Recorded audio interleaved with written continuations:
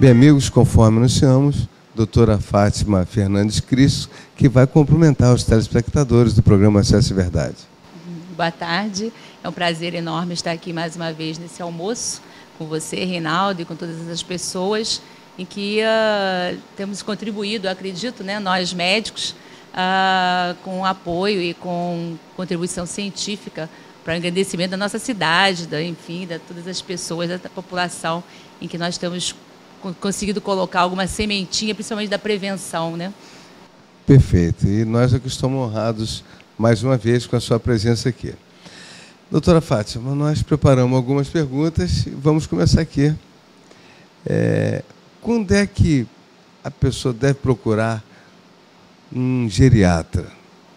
Essa pergunta as pessoas fazem muito para a gente, porque acho que não sabem bem o que o geriatra faz. Então, acho que a primeira coisa que a gente tem que pensar, o que é a geriatra? Quer dizer, o que é a geriatria? Então, é importante a gente dizer que o geriatra, ele é o médico da pessoa, quer dizer, o clínico da pessoa acima de 60 anos, quer dizer, o idoso. Existe o clínico da criança, que é o pediatra. Existe o clínico do adulto jovem, que é o clínico geral, que fala, é a clínica médica. E existe o clínico do idoso. Algumas pessoas falam terceira idade, algumas pessoas falam melhor idade, enfim. Mas, na verdade, o importante é que existe também a medicina do órgão. Eu também sou cardiologista, por isso eu me sinto à vontade para poder dizer que é importante existir o especialista. Mas eu acho que é muito importante também, a gente perdeu muito isso, é ter o médico generalista, é aquele médico que conhece a pessoa, quer dizer, fazer a medicina da pessoa. Então, nós temos hoje o pediatra, isso é internalizado, a gente já está acostumado, a criança procurar o pediatra por exemplo, a mãe, quando vai ter uma diarreia, não procura o gastroenterologista, procura o pediatra. Então, por que nós precisamos necessariamente procurar um especialista? O ideal era que a gente tivesse, todos nós, tivéssemos um clínico e esse clínico nos conhecesse. Quer dizer, nós tivéssemos uma medicina da pessoa. Então, o clínico geral nos vê quando estamos adultos. E adulto jovem, que a gente chama. E o idoso seria realmente o geriatra, que é o médico, quer dizer, o clínico geral, que vê a pessoa acima de 60 anos. Perfeito. Eu queria alguma coisa relacionada com a idade, mas quando é que uma pessoa é considerada idosa aqui no Brasil? Pela Organização Mundial de Saúde, geronte, quer dizer, a pessoa idosa, nos países mais desenvolvidos é 65 anos. Nos países menos desenvolvidos como o nosso, 60 anos. Mas isso é muito complicado, porque o processo do envelhecimento, aliás, eu nem gosto dessa palavra envelhecimento, eu gostaria até mais de amadurecimento, ficaria melhor, né? Porque, na verdade, esse processo do envelhecimento, a gente não sabe quando começa. Isso é uma questão mais didática, 60 anos aqui no Brasil, mas, na verdade, quando é que isso inicia exatamente, esse processo? Então, isso é muito pessoal, isso depende muito de pessoa para pessoa. A gente tem até os próprios órgãos, eles envelhecem de forma diferente. Quer dizer, pessoa que tem catarata, outros não têm, quer dizer, envelheceu mais a catarata, cristalino, outras pessoas têm problema de próstata, outros não têm, quer dizer, envelheceu mais a próstata, outras pessoas têm outros problemas, quer dizer, então depende muito de pessoa para pessoa. E depende também de órgão para órgão. Então, na verdade, a vida ela é um contínuo. Não existe um marcador biofisiológico em que você começa a envelhecer aos 60 anos. Isso não existe. Mas, didaticamente, nós temos a geriatria ou gerontologia depois dos 60 anos no nosso país, é considerado geronte, quer dizer, é considerado idoso ou terceira idade. Perfeito. Você falou em gerontologia. Me diz o que significa gerontologia, por favor. Outro termo, né, que as pessoas confundem muito, geriatria, gerontologia, o que é? A gerontologia é a ciência do envelhecimento humano. Qualquer pessoa que estuda o envelhecimento humano, ela está fazendo gerontologia.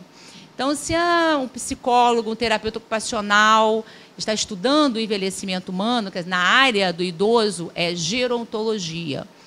E aí a gente incluiria todos os profissionais, seja ele enfermeiro, seja ele fisioterapeuta, nutricionista, e aí qualquer pessoa da área da saúde, mas também não só da área da saúde. Quer dizer, um arquiteto que estuda como se proceder para poder fazer as ruas da melhor maneira, ou as casas adaptadas para os idosos, ou os advogados que estudam as leis. Nós já tivemos aqui até a oportunidade de trazer advogada aqui no seu programa, né, em que fala exatamente do direito do idoso. Então, a pessoa que estuda o processo a nível, pela ótica do envelhecimento humano, ela está fazendo gerontologia. E de que diferencia da geriatria? Porque a geriatria é uma especialidade médica, assim como a pediatria é uma especialidade médica. Já a gerontologia ela é mais global, ela é a ciência que visa, que estuda o envelhecimento humano. Perfeito. Eu gostaria que a doutora Adilene Alves fizesse uma pergunta à nossa entrevistada, por favor. Doutora Fátima, eu gostaria de saber se é certo procurar geriatra aos 30 ou aos 40 anos. Na verdade, nem 30 nem 40. Isso é um mito, né? Que as pessoas acham que tem que procurar geriatra com essa idade. Às vezes sai muito isso na mídia, né? Pessoas, às vezes, que já estão procurando geriatra, né? Não. Na verdade, o que a gente tem dito é o seguinte: a geriatria, como eu coloquei agora há pouco, é a especialidade médica que cuida das pessoas acima dos 60 anos.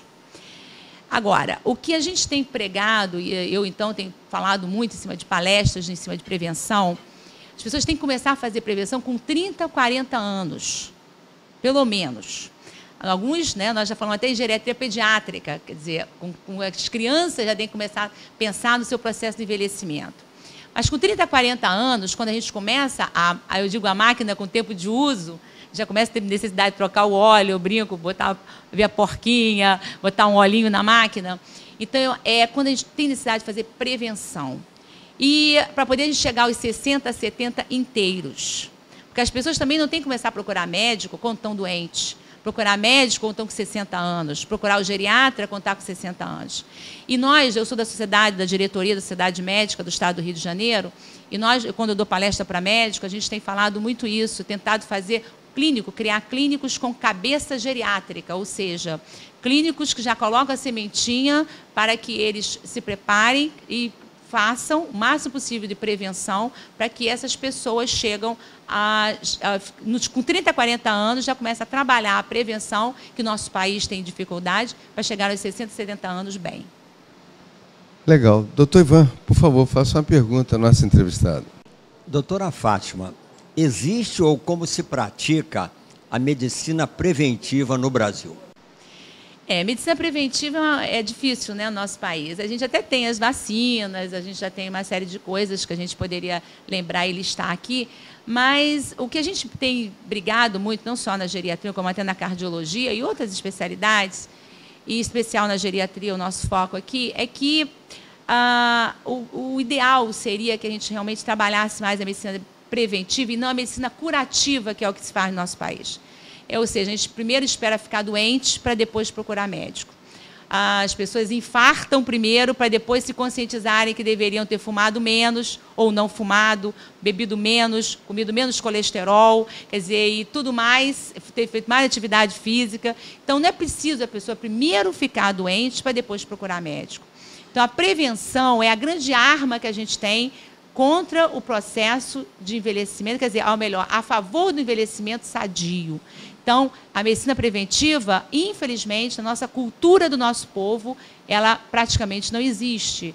A gente primeiro, é aquela história, vamos esperar a coisa acontecer, depois a gente procura. Então, isso é que a gente tem que mudar, sem dúvida nenhuma. A gente tem tentado muito, através, inclusive, de palestras, programas como esse do Reinaldo, que ele tem trabalhado muito em cima disso. Até parabenizo você, Reinaldo, mais uma vez, por essas iniciativas no seu programa, de colocar o que a gente tem dito, a informação, para tentar mudar a cultura do nosso país, que a gente acredita que só através disso a gente vai conseguir realmente trabalhar a medicina preventiva, que está falhando muito no nosso país ainda. Legal. Deixa eu fazer uma pergunta a você, doutora Fátima. Todos querem a pílula da juventude, né? A medicina já evoluiu ao ponto de se aproximar dessa pílula da juventude?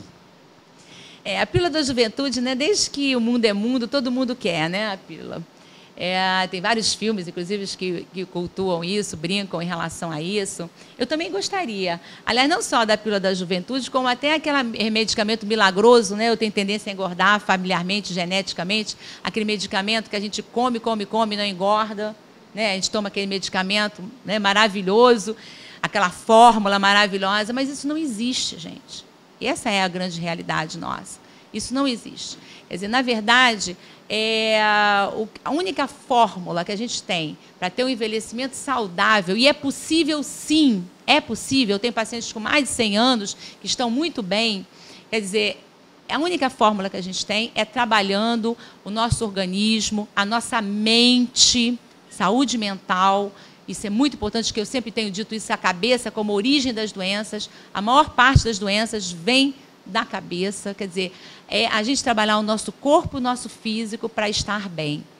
Eu não acredito em vitaminas, nenhum medicamento milagroso que se tome para substituir atividade física, nem substituir absolutamente nada que sejam vitaminas naturais na alimentação ou nada que seja saudável. Eu acredito realmente que a única fórmula que a gente tem, e existe sim, é possível, mas sejam das formas que a gente tem pregado, que são as formas mais habituais, que a gente poderia até listar, mas eu acho que todo mundo já conhece, que seriam as formas que são possíveis, sim, a gente chegar lá inteiro. Legal. Me diga uma coisa. O que é necessário para a formação de um geriatra?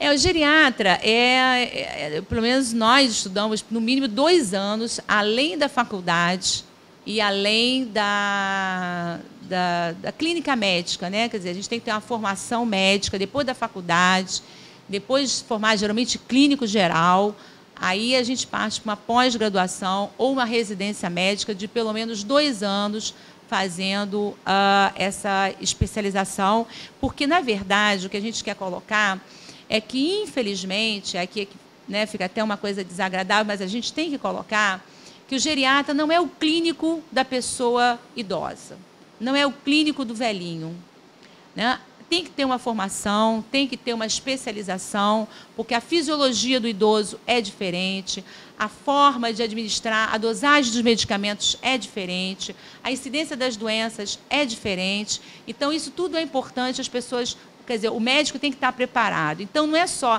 ser um clínico de velhinho. Eu estou botando até essa colocação assim, meia de brincadeira, mas, na verdade, nós, inclusive, temos colocado até no nosso site uma série de coisas na Sociedade de Geriatria para a gente diferenciar o verdadeiro geriatra daquele médico que não é, infelizmente, um clínico de velhinho, e sim um geriatra.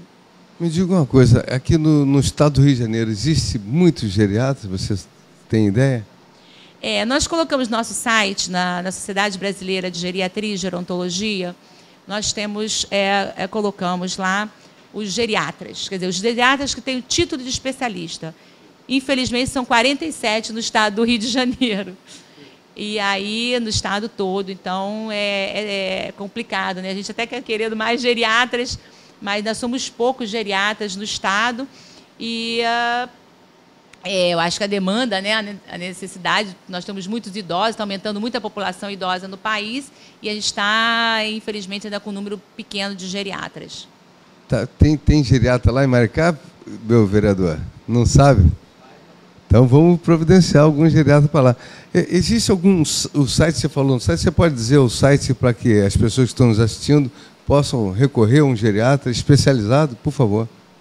O nosso site da Sociedade Brasileira de Geriatria e Gerontologia é o SBGG RJ, se for do Rio de Janeiro, e é .org.br. Se for da Nacional, é o SBGG, que é nacional.org.br. Mas, na verdade, e ali tem, no próprio site, listado o nome de todos os geriatras que são verdadeiramente geriatras, tanto do Rio de Janeiro, como do país inteiro, quando é na Nacional, como é de São Paulo, como em todos os países, todos os estados. E ali você pode constatar. Foi a maneira que nós encontramos de colocar para a população, de modo geral, qualquer um entra no site e vê quem são os geriatras verdadeiramente, que tem título especialista.